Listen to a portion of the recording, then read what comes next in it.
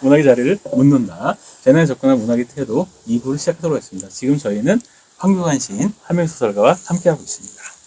네, 그럼 아까 이어서 지난번에 이제 세월호 참사에서 좀 이야기를 했었는데요. 다음 주제는 바로 이어지는 물음입니다. 아무래도 이제 연결해서 생각할 수밖에 없는 것 같아요. 우리가 지난 가을에 정말 다시 한번 우리가 또다시 한번 정말 무력감과 절망을 가지게 한 사건이 있었습니다. 바로 이제 10월 29일에 있었던 이태원 참사가 그런 내용인데요. 이태원 참사 또한 이제 보게 되면은 정말 이제 어떤 즐거운 추억, 수학여행이랑 비슷하게 어떤 축제에 참가하기 위해서 갔던 분들이 정말 어디 돌아오지 못하고 또 우리의 눈앞에서 실시간 구조를 기다리다 끝내 구조받지 못하고 많이들 돌아가시는 모습이 있었는데요. 그걸 또 우리가 실시간 목격했습니다. 그래서 정말 어떻게 보면 세월호 참사와 일종의 참사 구조는 약간 동용관계를 이뤘다 생각이 드는데요. 근데 우리가 좀 그 이후에 아까도 살짝 말씀해 주셨지만 뭔가 이후의 반응은 좀 약간 차이가 있었던 것 같습니다.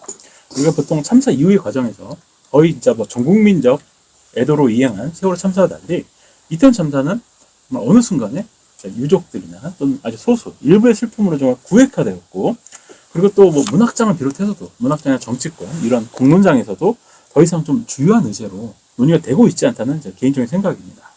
그래서 이러한 흐름은 도대체 어떻게 발생했는지, 왜 이 양 참사 사이에서 아까도 살짝 말씀해 주셨지만 왜 이렇게 다르게 진행되고 있는지 이에 대해서 좀 선생님의 말씀을 좀 듣고 싶습니다. 그래서 좀 이제 대답하실 때 참고하실 내용들은 이태원 참사에서 애도의 양상이 세월호 참사 차이를 보는 원인은 무엇이라고 생각하시는지, 또 여기서 이런 얘기들이 많이 있었어요. 3사와 정치를 좀 결부시키지 말라는 의견이 굉장히 있었습니다. 이거는 우리가 흔히 말하는 진보지역 내부에서 좀 있었던 얘기 같고요. 어떤 반대적인 입장에서는 이런 참사, 인재죠. 이런 인재 참사는 보통 이제 정치 시스템 부재, 구조를 하고 이래야 될 정치 시스템의 부재나 어떤 무능에 기인한 것이므로 결국 재난과 정치는 언제든지 연동될 수밖에 없다. 그래서 우리는 재난과 정치는 항상 같이 생각한다, 이런 의견들이 있습니다. 이런 것에 어떻게 생각하시는지를 좀 말씀해 주시면 좋을 것 같습니다. 네, 다른 말씀해 주셔도 좋고요. 이번에 아까 순서 제가 까먹었는데요. 제가 하는 게 순서가 맞는 거예요. 알겠습니다. 예. 저는 이태원 참사가 벌어졌을 때 조금 멍한 기분이었고요. 그 현장을 직접 가보고, 실감을 좀, 얻었습니다. 그런데, 이태원 참사 때 구조하지 않은 거에, 물론 구조 시스템 자체가 상당히 엉성했다는 게 다 드러났죠. 그런데 이게 이제 구조할 수 있는데 구조하지 못했다라든가, 구조가 늦었다라든가, 이런 것 자체도 정치적인 문제긴 한데, 윤석열 정권 들어와가지고, 이 어떤 정치가 추구하는 가치와 의미가 엉뚱한 데로 쏠려버리니까, 이 경찰의 배치 문제도 사실은 그것은 외형으로 드러나는 것인데, 어떤 도미노 효과로 인해서 난 그 일이 벌어진 것 같아요. 예. 예, 국가의 에너지 자체가, 우리 공동체의 에너지 자체가 일상생활과 우리의 삶을 예의주시하고 있는 거하고 그렇지 않은 상황하고 이 괴리가 굉장히 저는 컸다고 봅니다. 그래서 그 차원에서 윤석열 정권의 책임은 무지하게 큰 거고요. 그리고 또 한 가지는 제가 아까 방어 기자란 말을 썼는데, 저는 조금 다른 분들하고 다른 생각이 뭐냐면은, 이 문제를 정치적인 문제로만 보면은 저는 세월호 참사처럼 다시 또 반복될 수 있는 소지가 많다고 봐요. 그 젊은 그 청춘들이 이태원에 축제를 즐기러 가서 벌어진 일인데, 저는 가끔 이런 생각을 해요. 우리는 왜 이렇게 많이 모이는가 하는 생각이 들어요. 두 가지가 있겠죠. 우리가 어떤 축제나 놀이를 일상에서 누릴 수 있는 그런 준비가 전혀 안 된 채로 지금까지 살아왔다는 것이고, 또 하나는 우리가 계속 모여서 살아야 될 수밖에 없는 구조 속에 살아와 있다는 거죠. 그래서 이 부분, 후자의 문제는 상당히 우리가 정말 우리 역사와 우리 사회와 문화와 이런 것들까지 총체적으로 좀 짚어봐야 된다고 저는 생각을 좀 하고 있습니다. 이것을 윤석열 정권에 대해서 그 책임을 묻겠다는 쪽으로만 다시 모든 에너지가 쏠렸을 때, 언젠가 다시, 이런 일은 반복될 거라고 보고요. 우리 자신을 돌아봤을 때, 억압하기 때문에 반복되는 게 아니고, 반복되기 때문에 억압한다는 말이 있거든요. 그러니까 이런 참사들이 반복되니까 스스로 자기를 스스로 억압하는 것 같아요. 그 슬픔을 억압해야 되고, 거기에 움직이는 감정을 억압해야 되고, 그렇지 않으면은 우리 각자의 개별자들의 삶이 상당히 버거워지고 힘이 드니까, 네. 그런 측면에서 아마 세월호 참사와는 다르게 이태원 참사에서 사람들이 심리적으로 머뭇거렸다. 네, 그래서 머뭇거린 게 아닌가. 저는 이렇게 생각을 하고 있었습니다. 네. 중요한 걸 좀 두 가지 정도 말씀해 주신 것 같아요. 우선 이 이태원 참사의 사건에서 이 사건의 원인을 뭐 정치가 치안의 부재, 문명의 형식으로 그 원인 중에 하나이지만 더 본질적으로 우리 사회의 어떤 문화 구조 이렇게 만들 수밖에 어떤 한 장소에 모일 수밖에 없는 문화들 이런 데서 우리가 좀 진지하게 고민을 하지 않으면은 이런 참사는 언제든지 반복될 수 있기 때문에 좀 더 근본적인 물음을 가져야 된다. 단순한 정치 권력의 변화뿐만 아니라 물론 그것도 있어야겠지만 그것을 넘어서는 또 본질적인 성찰이 필요하다는 말씀해 주신 것 같고요. 또 어떤 그런 것들 그리고 어떤 참사나 이런 것들 또 너무너무 자주 발생하는 상시적 재난사이기 때문에 우리의 감정들이 정말 많이 억압되어 있고 이런 것들이 계속 반복될수록 오히려 너무너무 자신들이 힘들어지고 우리가 흔히 하면 프로이트식으로 얘기하면 애도가 정말 우울증으로 바뀌어버리면서 자기 파괴적인 성향을 가기 때문에 어떤 그런 것에 대한 방어 기제도 좀 있는 게 아닌가 그런 식으로 좀 말씀해 주신 것 같습니다. 네, 말씀 잘 들었고요. 네, 하면 선생님 말씀을 좀 들어보도록 하겠습니다. 계속 참혹해요. 네. 이태원 참사 현장에 그 골목길에 가서 그 벽에 붙어 있는 포스트잇을 쭉 훑어봤어요. 그 포스트잇에 있는 편지의 일부만 좀 읽어드리면, 사랑하는 내 동생 김원준, 아직도 믿기지 않는다. 너무 보고 싶다. 한 번만이라도 꿈에 나와줘. 수연아, 내 친구로 살아줘서 고마워. 하나님, 가여운 영혼들을 거둬주세요. 너무 늦게 와서 미안해. 인사하지 못해서 미안해.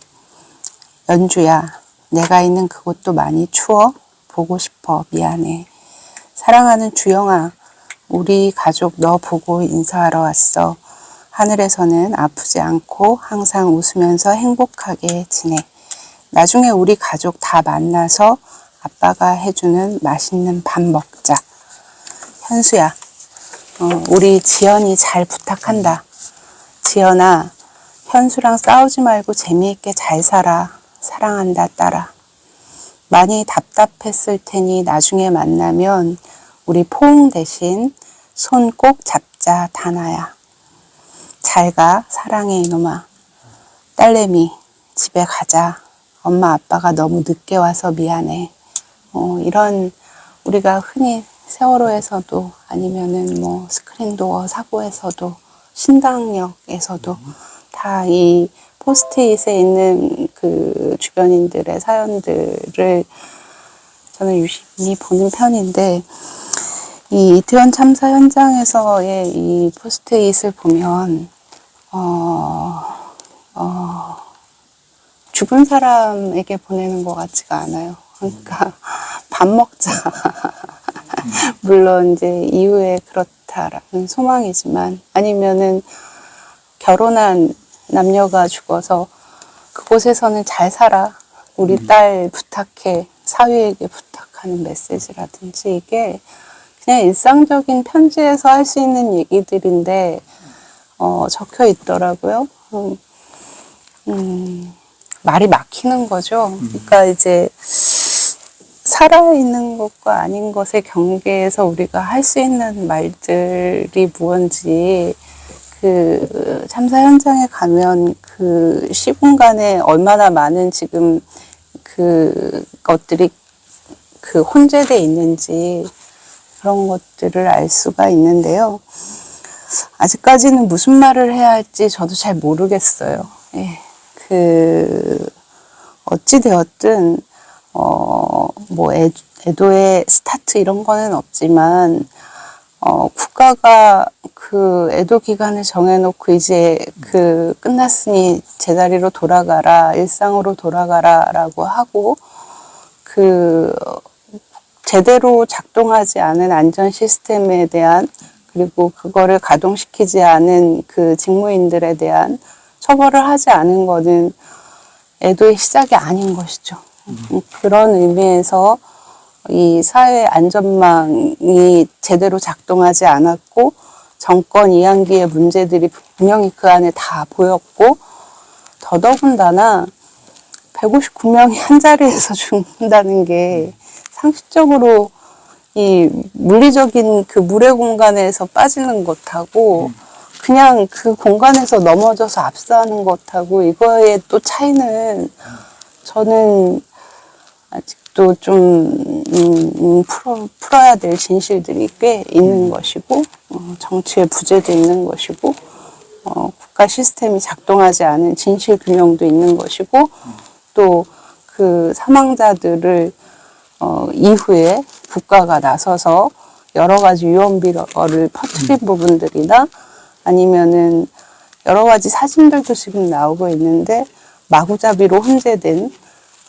그리고 분산시키고 그 유가족들에게 제대로 그 안내를 하지 않았던 부분들, 인계할 때의 문제들, 나와야 할 문제들이 지금 많이 산적해 있기 때문에 이제 유가족들이 길거리에서 또 투쟁을 하고 있는 것이거든요. 계속 연대하고 지켜보고 또 우리의 고민들을 나누고 해야 할 거라고 생각합니다. 네. 아주 말씀을 잘 들었는데요. 말씀 주신 아까 포스트잇 얘기를 해주신 것 같아요. 그 포스트잇 얘기 들어보니까 제가 생각이 좀 나는 게 있는데 거기에 보게 되면 이제 저는 이제 뭐라 될까요? 희생자의 이름을 거기서 저희 처음 들은 것 같습니다. 물론 이제 언론 보도 몇 개 있었지만 근데 삭제됐고 또 안 나온 게 있었는데 그런 생각이 있었어요. 제가 잠깐 사회적 입장을 내려놓고 저도 하나 입장에서 좀 말씀드리자면은 왜 이 정권에 그 차이가 있었을까? 주디스 버틀러라는 이제 철학자가 있습니다. 그분이 이제 애도와 정치 연관성을 얘기할 때 그 애도의 정치가 가능하게 된 방향은 뭐가냐면은 희생자의 가시성이라고 해요. 왜냐면 그 희생자들의 이름이라든지 얼굴, 삶의 이력 이런 것들이 공적으로 재현될 때 우리는 애도가 가능하다고 얘기합니다. 가시성. 그래서 제가 생각할 때는 당연한 말이라고 생각해요. 우리가 애도라는 건 결국 기본은 내가 사랑하는 사람의 부재에서 일어나는 감정이잖아요. 그렇기 때문에 애도는 결국 어떻게 되면은 그가 사랑하는 그 사람과 감정과 밀착된 관계에서 발생을 하게 됩니다. 그렇기 때문에 애도는 굉장히 개인적이고 고유성이 있습니다. 그런데 우리가 공적 참사, 사회적 참사에서 이렇게 되면은 그분들이 어떤 참사에 있었던 연민이 있을지언정 너무 깊은 애도는 하지 못하죠. 우리가 나를 상하게 할 정도의 애도가 나오진 않습니다. 좀 잔인한 얘기지만. 근데 그러다 보니까 아무리 참사 재난이 일어나도 결국 희생은 그분들의 몫이고 고통이 그분들의 몫이기 때문에 그 정치적 변동이 일어나지가 않아요. 근데 세월호가 가능했던 얘기는 바로 이 희생자들의 가시성이 있다고 개인적으로 생각합니다. 그분들이 생생한 얼굴들, 우리가 레비나스라고 얘기하죠. 레비나스가 이런 얘기를 합니다. 타자의 얼굴을 얘기하면서 타자의 얼굴을 얘기하는 건 뭐냐면 내가 혼자 죽지 말게 내버려 두지 말라는 것. 나는 당신에게 구조를 요청하고 있다는 것. 이 얼굴이 있을 때 우리는 그 인간이 나와 같은 동일한 인간인 걸 알고 서로의 인간이 취약하다는 것을 알게 된다는 얘기를 합니다. 그러니까 세월호나 이태원 참사도 그런 게 세월호 참사는 그런 게 있었던 것 같아요. 실시간으로 배의 창문을 두드리는 모임팀이 있었고 또 젊은 친구들 또는 물론 젊은 친구들만 여기 희생된 건 아니지만 어쨌든 살아보고자 하는 분들이 그렇게 무참하게 쓰러지는 모습도 우리가 생생히 목격했고 그의 문학이라든지 방송 또는 이런 데서 계속 그분들의 이름과 얼굴 이런 것들을 공적 재현이 있었습니다. 그러니까 우리가 이것들 정말 우리가 죄의식 그분들에 대한 연민을 넘어서 정말 애도의 감정을 가지게 됐고 그래서 사회적 참사를 사회적 정치의 변동으로 이어졌는데 이태원 참사는 이분들이 아까 방어기제가 개인에게 있었지만 이 정치 권력 차원에서 방어기제 있었던 것 같아요. 그래서 이분들이 바로 국가 애도기랑 선포한 이유는 뭐냐면은 아직 사건의 진실, 우리는 멍하고 있는 상황인데 그냥 바로 다음 날에 일주일간 국가 애도기를 때려버립니다. 그리고 희생자 위패, 사진, 그런 거 하나도 없고 누가 돌아가시는지 모르는데 거기서 그냥 빈 접시에다가 절을 하는 사진을 올려요. 묵념을 하는. 그리고 유방수 갔다 와서 이제 애도 끝났다 그러니까 아니 우리는 아직 애도의 감정이 발생할 단계가 아직 생성되지가 않았는데 이런 걸 끊어버리고 하니까 이건 뭐지? 하면서 우리가 정말 이분들의 애도를 기회를 놓쳤다 생각이 드는 거죠. 이건 어떻게 보면 굉장히 전략적이고 이런 표현을 쓸 수도 있을지 모르겠지만 세월호 참사에서 이분들이 학습이겠죠. 이런 학습 기간을 이 사람들이 좀 굉장히 교묘하게 전략을 짰구나. 그래서 그러면서 유족을 바로 아까 말씀 주신 것처럼 뭉치지 못하게 분산시키고 계속 그분들의 재현 얼굴들을 안 나오게 만들어버리고 사실 그것도 굉장히 저는 고민 지점이 있었어요. 아마 중요한 문제들이긴 하겠지만 중간에 이제 더 탐사라는 미디어에서 민들레에서 희생자들의 이름을 올렸잖아요.